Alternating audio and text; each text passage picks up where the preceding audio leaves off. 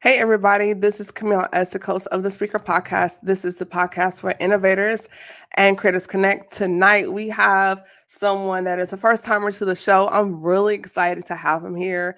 The one and only Jason Burke Allen is in the building. This is a conversation you do not want to miss. So be sure to like, comment, and share. And if you have not heard, the exclusive conversations and interviews from the Speaker Podcast are now available with TSP Premium starting at $3 a month. So be sure to hit that like, comment, share, the notification bell, and subscribe. And you can also follow me working to build my YouTube channel. So I am on YouTube at Camille Essick Official and on Instagram at Camille.Essick. With that being said, further ado, the one and only Jason B. Allen is here. Jason, welcome to the show. Thank you so much. This is super dope. I love everything about the podcast, what you have going on, the production, the professionalism. Got to shout out professionalism because professionalism, like common sense, seems to be going away. So just shout out to everything that you got going on. It's phenomenal. Thank you. I'm still working out the little kinks here or there, but I'm working on it. I don't know. I just feel like if we desire certain things, we need to prepare for it at ground level, you know? So those, Jason, that are not familiar with who you are and what you do, kind of let the people in on a little bit about your background. Awesome. So Jason Burke Allen from Atlanta. This is my 19th year in education.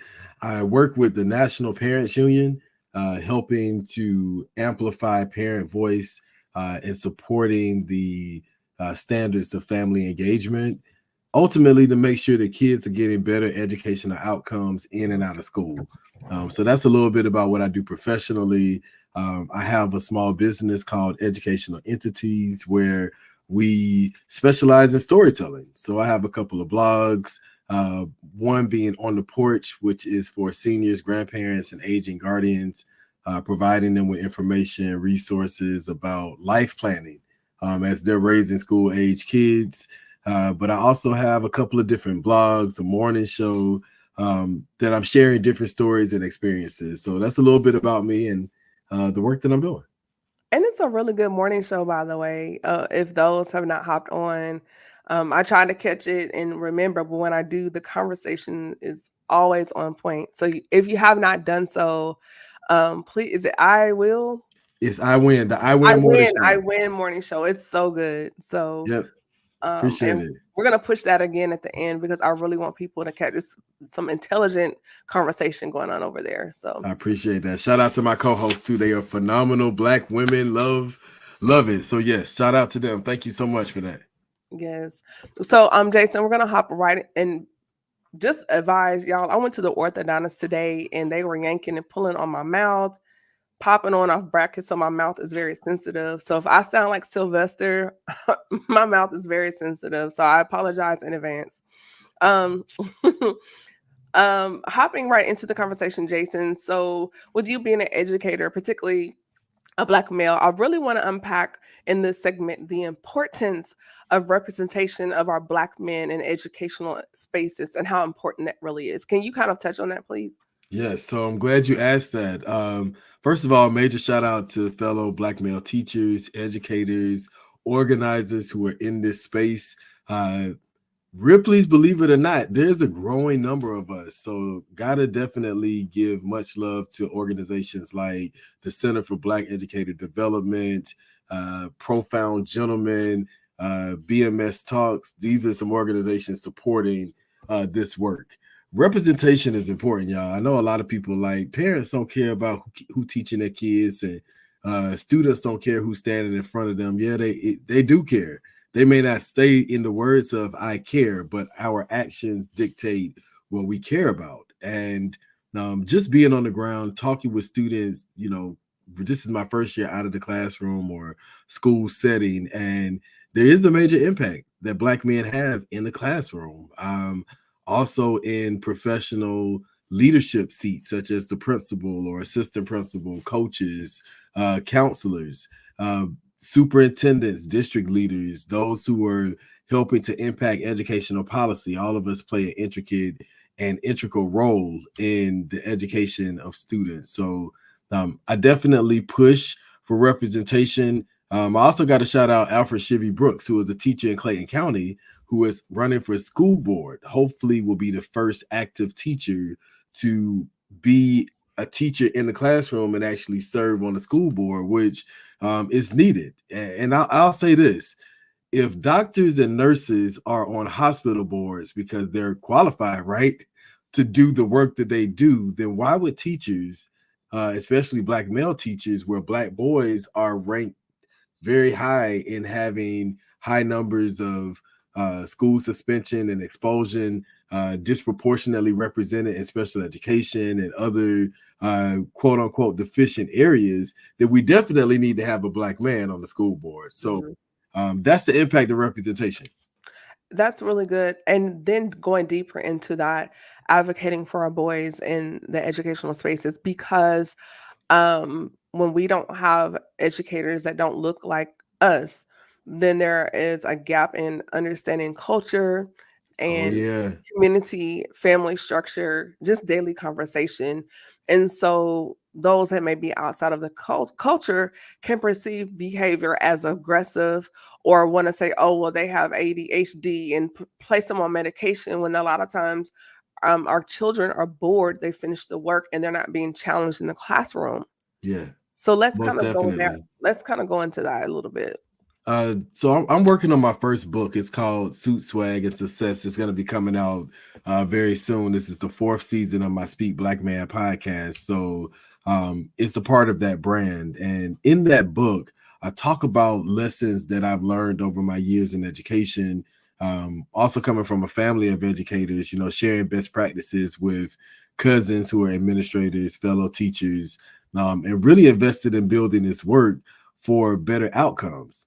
One of the things that is most impactful with Black boys is that they do want structure. They do want organization. A lot of times we all play a role in this. Parents, community, culture. The culture plays a major role in this. Like, oh, but boys will be boys. They don't have to be organized. They don't need to be neat. They don't need to be clean. They don't need to show emotion. Well, I think that over the years, we've seen how that has damaged Black men and Black boys. Hence, the abuse rate of Black women. Now, I just got to be honest. Yeah, we're talking about what Black men need and what Black boys need, but an immediate thing is Black men and Black boys have to have a greater respect for self and Black women. Uh, we have to be honest about our culture and how it's depicted in the media. A lot of times we don't see where Black men actually and truly love Black women. That's not something that's portrayed. Academically, when we talk about this in the classroom, we're changing culture that isn't being seen at home. Now, why am I sharing this? Because students, parents will be like, don't come to school telling our business, but this is also their lived experiences, right? You talk about cultural dynamics. Black male teachers have an intricate role in the lives of Black girls as well. Because I teach my Black female students, you got to know how to protect yourselves. You got to understand that there is a mindset that Black women, yes, are strong, but are still treated as property. Like, you're supposed to belong to someone. You're supposed to produce something for somebody else. And you got to find your self-worth from yourself first. You ain't gonna find it in the system. But these kids don't get this at home. So I think the representation again plays an intricate role in what we are actually providing, so that our Black students, boys and girls, can grow their own voices and be able to make better choices when they leave high school. And Jason, and if as far as the girls, what have you noticed as far as their how can I word it, their response to you in the classroom, particularly for those that maybe they don't have their father. And Yeah. so what does that interaction look like? And you notice um just their behavior responses when they have a black male as an educator in educational spaces. You know, let me. I want to tackle this. I love the platform, so I'm going to be completely honest. Okay. Uh, Black girls have the, you know, they got a nasty attitude stereotype about The them. labeling, And so mislabeling. that labeling is how, when they come in, I'm like, oh, okay, here we go. And then I just be like, okay, what's going on? You got to really be in tune. You got to spend time. The reality is, a lot of black girls don't have a black man that really wants to hear what's going on with you. Because a lot of their situations and their stories is, this man is trying to get something from me. A lot of times it's something that I don't want to give, or something that I don't want to be in that type of situation with him. And so just to have somebody really sit and listen, and also they like the stories. I'm like, let me hip y'all to game. Y'all got to know that when they try to, tell you A, B, and C, you got to be smart enough to be like, okay, I ain't really got time for this. So I'll be like, I'm gonna meet you later, but I'm really not, because I got something else to do. You gotta know how to navigate and move. And they love those conversations because they want to know, what should I do? No one is teaching me how I should, I don't need to try to go through the cut through when I walk home, because I'm a female, I'm walking by myself, and no one has really taught me how to protect myself. I don't know how to fight. I don't really know what I should be looking out for. And so telling young ladies, say, hey, if you're walking home, you need to make sure that you stay closer to the main street. And as you're walking down the main street, you need to make sure, like, hey, this neighbor is outside. Does this neighbor know me? So just in case you see me, you know how to, make sure that I'm okay, or I'm going in the right direction, whatever that looks like. Kids want guidance. Kids want structure. Black, white, yellow, in between, whatever age, they want that. And not enough of our black kids, boys and girls, are getting quality care, someone who actually cares about them without wanting something from them in return. And I've noticed too, I'm reading online and listening to different podcasts. Now we're seeing a rise of black girls, the rates of suspension in school becoming higher. And even if they're being antagonized in the classroom by someone that doesn't look like them, they're automatically assumed as the aggressor. Yeah. Yeah. I mean, we see the videos on social media. You know, I'm gonna go down this road. So a lot of the fight videos that we see, there's one in particular where there's a girl getting bullied in the cafeteria, by a group of white girls. No one was doing anything. Now, when the black girl comes over and tries to diffuse it, she just starts whopping the white girl, just I whipping think on her I saw bad. that video and they were picking on a And Muslim girl, I think. yes, and no Yeah. one came to do anything. Like, they just said everybody in the cafeteria is watching, because you can see the video. Yeah, I Everybody's saw watching, they're that. laughing, Mhm. like recording. No one saying anything. As soon as the black girl comes up and defends her from this huge white girl who's like much larger than the Muslim girl, then everybody wants to jump in and try to get the black girl off her. Like, oh no, this is uncalled for, and we don't do this and this type. So when a black woman comes in to save, to change, to be, you know, the difference in the situation, is she is still seen as the aggressor. She's Yeah, seeing it as someone who is, and it goes back to that syndrome. Well, really, it's not even a syndrome; it's a stereotype of, yeah. oh, black girls had this attitude, so they swinging their heads and they're, rolling their necks and rolling their eyes, and they're ready to fight, and they're, loud, and they're yelling. And I'm like, well, you know, why is that bad though? That's just me. I'm just throwing that out there. Why is that? Who has told us that this is bad? And so now that you show up naturally, if you have a loud voice, it's like, oh, well, you're the angry, loud, ignorant, ghetto black person because you're loud. Well, why is loud bad? Who has told us that this is bad? And when you deconstruct that, just Mhm. in a conversation with people, then they can make a choice as to, okay, well, you know what? When I go in here, I'm gonna make sure I'm not as loud as I normally am. But I know if I need to get loud, I can.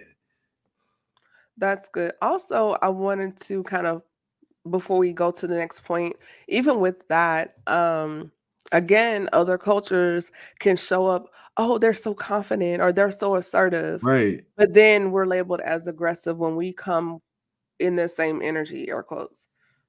And that's why I teach my students. I'm like, you have to be my. I thank God for my great grandfather, Poppy. He told me as a kid the importance of not subscribing to labels. So I, in my classroom, in any setting that I'm in, with young people, with parents, with advocates, with organizers, I always make sure I create a space for people to show up as who they are.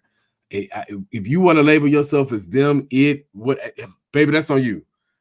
I just want you to show up and be a decent human, right? So that we can come together and collectively do something. And then when we part ways from doing our work, then however you moving and shaking in your life, that's how you move and shake in your life. But you should be able to collectively come together with people to be in an educational setting, to be in a work setting, to be in a community setting where we're at a festival or music fest or, you know, some type of celebration, and collectively be around people who have differences, who may not agree with you, who may not, even like you. Yeah. But in community, be able to, move and shake, and then in your own way of life can go on and do life, in your own way. But people are programmed to subscribe to different ways of thinking, Yeah. being, and existing. And also, Jason, one of the things I've noticed as well is, particularly with children, even if they do show up air quotes loud, a lot of times they just want to be seen and heard. But once you take Yeah. the time to actually see and hear them, the volume comes down. I've actually experienced that where they can start out, you know, Miss Kim, and but then the volume comes down. And a lot of times it just stems out of just wanting to be seen and heard. Yeah. Most definitely. And I mean, that's human nature. I think most people want that. That's not anything that's uncommon, but we make this so complex as if it is something that, like, is new. Like, we've never heard of it. And it's weird to me. Like, black people, brown people, different cultures, different. I, I'm a very spiritual person, and so I believe in what we say God is. God is all knowing. God is not man or woman, but we make God as if God is man so that women can continue to be in a place of someone being an authority over them. And, I'm just kind of like, well, maybe men subscribe to that because they feel like they have to have power, because if you have power, that means that someone is less than you and you're over someone. And I'm like, this is why we have to deconstruct the way we are reaching, organizing, teaching, preaching, doing any type of ministry outreach work, because it is truly, it's the miseducation of the Negro. It's the miseducation of Lauryn Hill. Like, we That was a great don't album, take by the that. way. Yes, it is. I mean, but we don't take those words in that album or that book seriously, because it is a miseducation. Like, even as educated as some of us are with doctoral degrees and studied through the American or international educational systems, these are still systems that a lot of times were not designed for us to have economic power. Because really, I'm invested in education because I'm invested in economic power for our people. So I want them to understand how the system works. I want them to understand how our ancestors fought against oppression. And then I want them to take advantage of the resources that they have. So in 2050, we're not fighting the same fight that we were fighting in 1999 or 1975 or 1966 or 1953 or 1619. I'm just saying, like, we got to make sure that we continue to change the chapters of this book. And that goes into the next point, Jason, as far as controlling the narrative of our history in the classroom. We're seeing a lot of this anti-woke conversation going on when a lot of people using it don't even know what the word means, and they're using it in the improper context. Let's start there. Then two, um, the war or for against CRT, but just really the importance of telling our portion as far as with American and world history, and why is it being attempted to be erased from classrooms in today's society? Yeah, and sure, let me just be honest. We could talk all day, right? Everybody has an opinion, but I also like to drive people to making sure that your perspective is connected to text, right? I like to study to show myself approved. So I was in Detroit earlier this year, met some phenomenal organizers, some in their 80s and 90s. God bless them. They're still foot soldiers on the ground doing this work for the people. I was able to come across this book, The 50-Year Rebellion. It talks about how the U.S. political crisis began in Detroit and how organizers who were really fighting against the system and seeing economic changes were basically attacked by the systems of the government. Why am I saying that? I'm saying that because anytime we stand up in any type of movement, look at how the Black Lives Matter movement just recently was infiltrated. It was infiltrated because it made sense that Black lives do matter. And it's not just Black people saying it.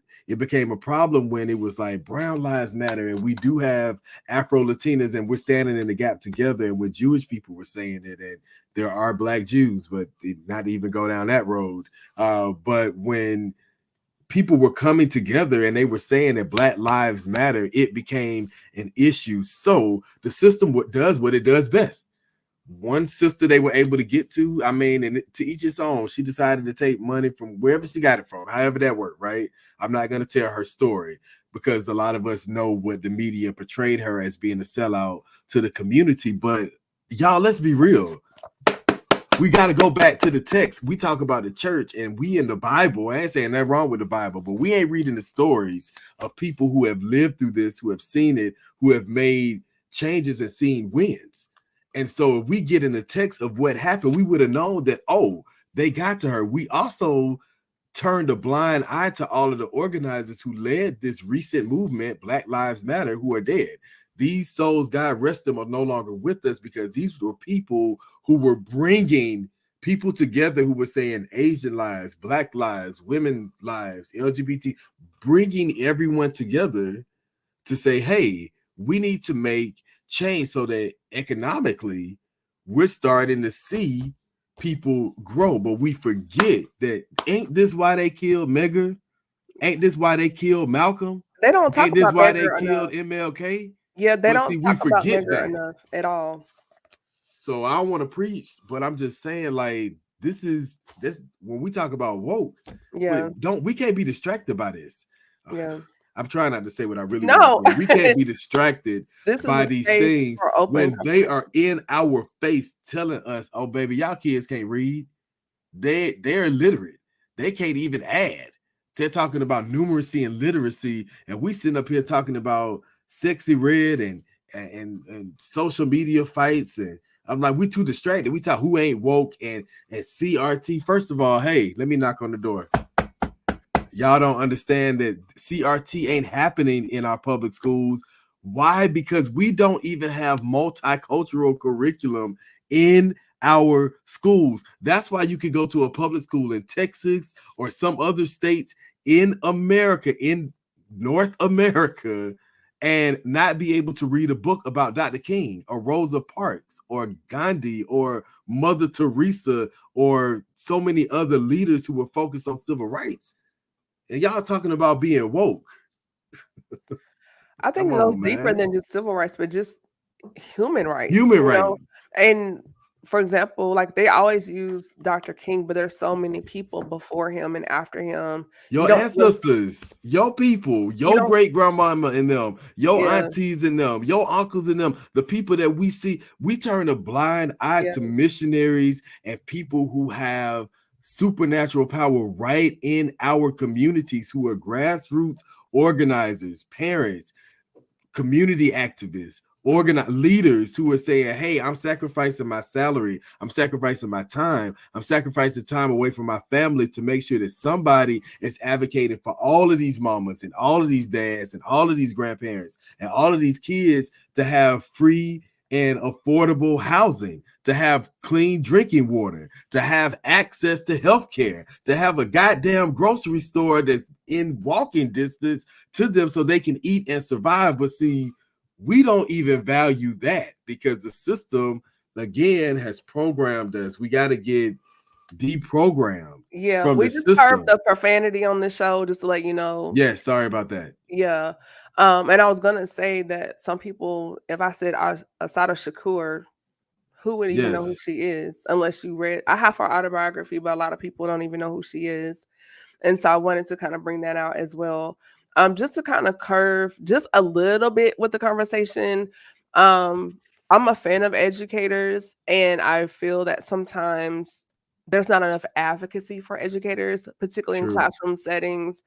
Um, I think sometimes it's unfair what's laid at the feet of our educators before they can even get to the curriculum, being what I call the other co-parent, as far as you're the therapist, you're the social worker, you're their coach, you're their psychologist, their psychiatrist, and you have to break through all these layers before you can even get to the lesson. And then by the time it's time to crack open the book, the bell rings and they're off to another class.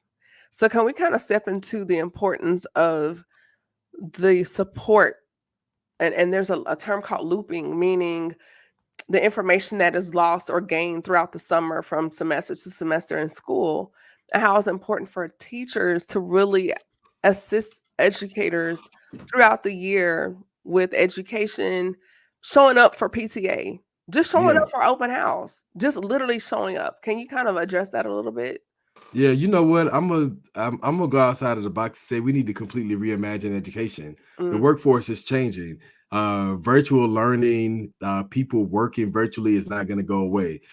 To be quite honest with you, I think that what will work best for Black and Brown children is for us to have uh, various models of year-round learning where students are in for a certain time, they're out for a certain time. I think recovery-wise, this will help us fill in the gaps with literacy and numeracy. I feel like it will also help our students with social emotional learning and exposure to different areas of STEM, which is needed.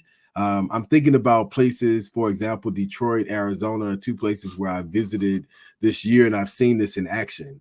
Uh, I know that there are some people, shout out to some family that's watching from Philly, Atlanta, the Wake County area. They're making comments. I shared this on my page and just hey, thinking people. about some of the phenomenal work that they are doing and what they're Yes. seeing in our schools. And quite honestly, we need to start deconstructing the system so that parents are not being asked in a survey, oh, well, what do you think works best for your child? No, baby, that is the wrong mindset. If we're still doing that, it's wrong. Parents are the table.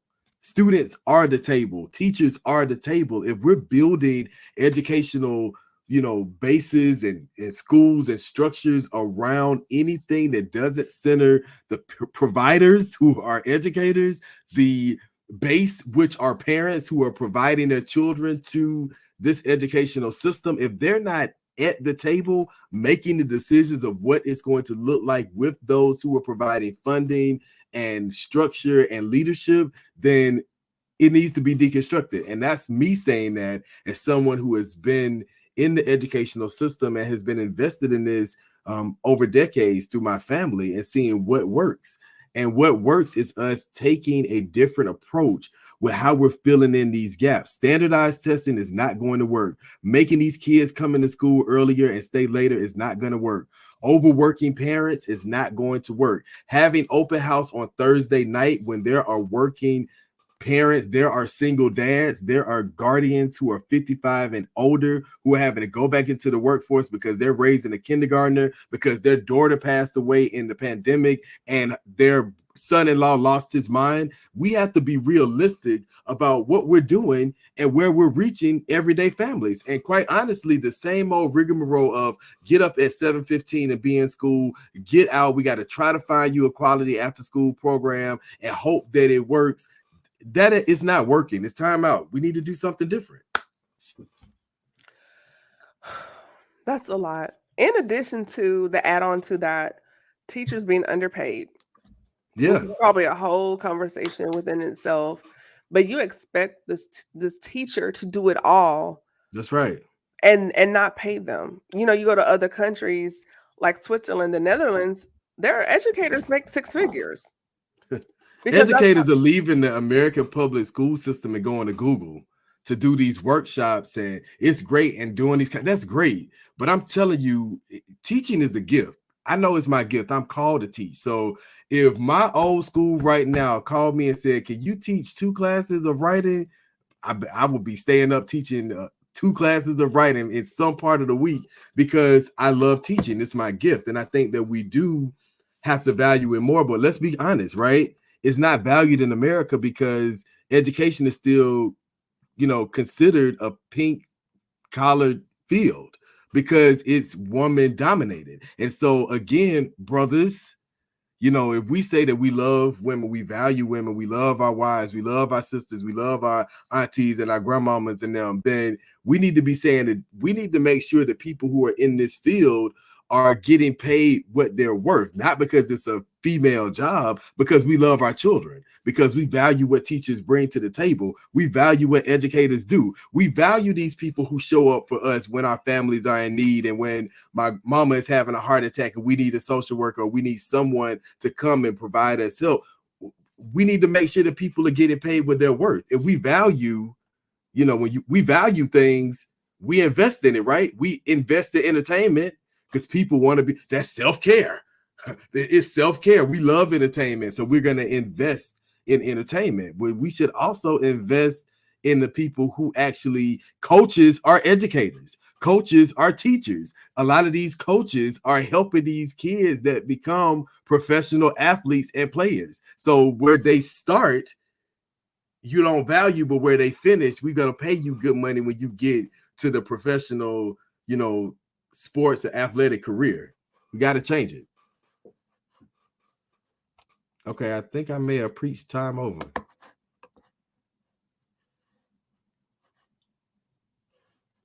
Well, hi everybody.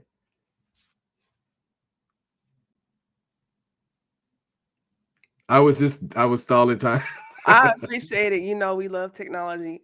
Yes, I was like, seeing it, and I was like, they may have cut my mic because I may have No, you're good. I may have been preaching. No, you were saying some good things on my end. It was just a technical error. I'm sorry about that. But no, that's really good. But we do need male educators in the classroom. We do need our parents to back up our teachers because that is the next generations of leaders, teachers, and families that are literally being raised in the classroom.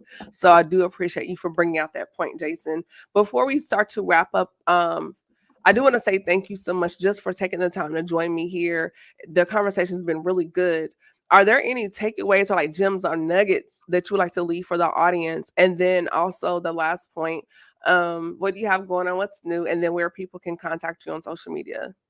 All right. So yeah, listen, I could be very brief with my nuggets. Study to show yourself approved. Pick up a book. Books are phenomenal. Whether you're reading it online, I like to pick up a book and have it in my hand, but it's always good to be connected to that form of storytelling. So I definitely want to drive that. And we need to reimagine education, completely rethinking how we're doing things, how we're teaching kids. I like to leave this thought out there. Are we teaching children what we want them to know?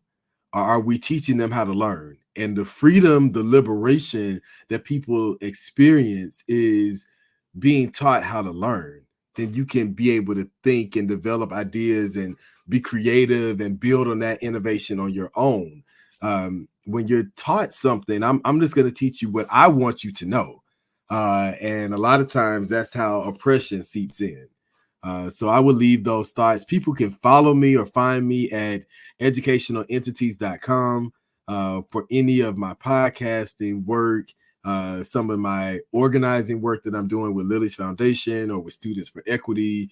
You can definitely find me there. And look me up, Professor JBA. That's how people can stay connected and, check out some of the things that I have upcoming. Awesome. You dropped some major gems. Great time here having you here on the show. I definitely want to bring you back. You're a wealth of information. So many other areas. I'm thinking like you were talking. I was like, oh, that's another show. Yeah, So yeah. I It was definitely a lot of shows actually. Now you can get a lot of, shows, and especially the part about education and advocating for the increase in teachers' salaries is more men, even if you're not in education, Mhm. have to, a lot. My cousin does just very short, does some reality TV production work. And a lot of times the brothers are like, I wish my wife made more and we were able to have like this type of set outcome. And I always ask the question, well, what does she do? A lot of times these women are in education or they're in fields that are connecting to Mhm. human services. So if brothers open up their mouths to say, hey, we want to make sure that if we're in corporate America, we're in these spaces, we want to see this more, then the value will change. We got to It do it together. Yeah, I remember, I can't remember, it was one of the Marvel films, and one of the actresses, it was right after Chadwick Boseman died, and she said the pay wasn't fair, Oh, equitable, yes. I and remember so that he spoke conversation. up, so she could get paid, and I was like, "Man, how many And other they men." silenced her. And we Yeah, got to stop silencing Black women. That's the other thing. We got to let Black women tell their stories. I believe in that. We all remember that. We all know this story. She was silenced. That's just the reality. That story was swept under the rug, and no one really wanted to highlight because it was like, oh, but it's a Black film, so we don't want to damage it. But we also want to make sure that these Black women are being paid their worth. So y'all want them to shut up and just go with it, so we can have another, Black kid film. But we don't want to do the Black women in the film right. I don't get that's another show. I'm just saying that would be a great show. I'm just throwing that out there. actually, I wanna connect you with, Dr. Sheldon McAfee, great person, I think he's also in education, and you were talking, and he came to my mind, so I will connect you to, through, social media, so Okay, cool. Yeah, please do it. I know a couple of people, Maritza Gurdy, Jamal Black, they would be phenomenal for okay. your show. They're watching it on my page now. Hey, So y'all. it's that's why I keep looking at it. I'm like, oh man, it's some good feedback going on. Yeah, So thank you so so much for having me on here. for sure. And everyone, I hope you got something from this conversation. This is Camille Essick. I'm host of the Speaker Podcast. If you have not done so, please go over to YouTube if you're not on YouTube and subscribe to my YouTube channel and follow me on Instagram at Camille.Essick. And I'm now streaming on Alexa and TuneIn. So the That's digital awesome. reach continues to grow. I'm also on iHeartRadio, Spotify, Pandora, the other platforms, but now I'm on Alexa Tune In. So if you're at home cooking, you can say, Alexa, play the Speaker Podcast, and I you'll hear love my that. voice. I So love I'm that. excited about that. Tune in tomorrow night. Another amazing guest coming through, Adrian Davis. We're going to sit down and have a really, really good conversation. And then on Thursday, I give. So be sure to catch those. If you have missed this episode, the replay will be available on the Speaker Podcast on Facebook and on YouTube. And then, Jason, hold on. We're going to chat right quick. But everyone else, be blessed. Thank you for tuning in, you all, and good night. Peace, y'all. All right. This is a really, really good show.